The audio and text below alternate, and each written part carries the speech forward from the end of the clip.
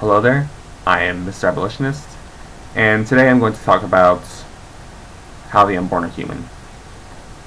Alright, so as you can tell in my videos, I talk a lot about abortion.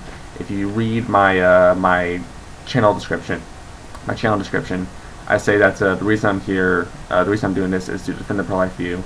That's why I'm very, very passionate about this issue. So right now I'm just going to get to the heart of the issue, about why the unborn are human and why we should protect their human right to live. Right. But pretty much the abortion issue hinges on the humanity of the unborn. If the unborn are not human, then they don't deserve the right to live, and it's perfectly acceptable for women to kill them. It is perfectly acceptable for women to dispose of them. It is not unethical at all if the unborn are not human. If the unborn are human beings, then they do deserve the right to live, and because of that, then it is totally unacceptable for a woman to kill the unborn child unless there's no way we can actually help that unborn child, such as if the woman's life is in danger. Now, some pro-choicers are say, well, it's sure the unborn are human beings, but the woman still has the right to choose. Well, no. Here's the thing. Right now, I have the right to live. No one has the right to choose whether or not they can kill me or not. No one does. Their right to choose is totally restricted to kill me because my right to live overrides their right to choose. The right to live always overrides the right to choose. If someone who's watching this, no one can choose to kill you right now because of the fact that you have the right to live, and that right to live always overrides the right to choose. So if the unborn are human beings, and they have the human right, if they are human beings, that means they have human rights, just like all human beings do.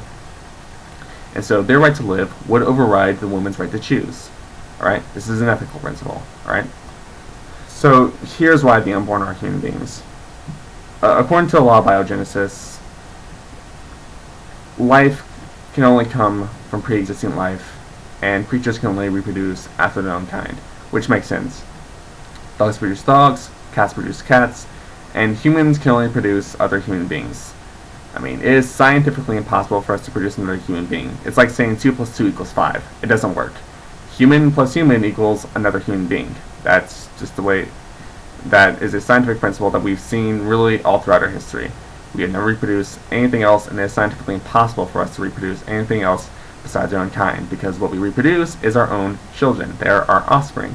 And since they are our offspring, they deserve the right to live. Well, the unborn were reproduced by 2 human beings. It is scientifically impossible for them to be anything else but human beings then. They have a human genetic code of 46 to 47 chromosomes.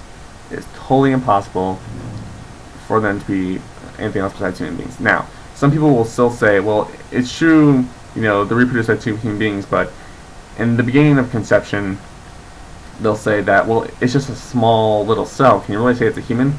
Well, yeah, because everything starts out as something basic, and that's pretty. I'm being a little bit general there. Cells aren't really basic; they're very, very complex. But in the general term, basic, in a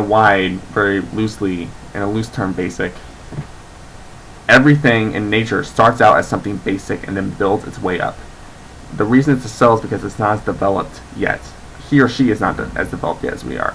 I can say he or she because the genetic code is already established at conception. So the XY chromosome is already established, or the XX chromosome is already established at conception.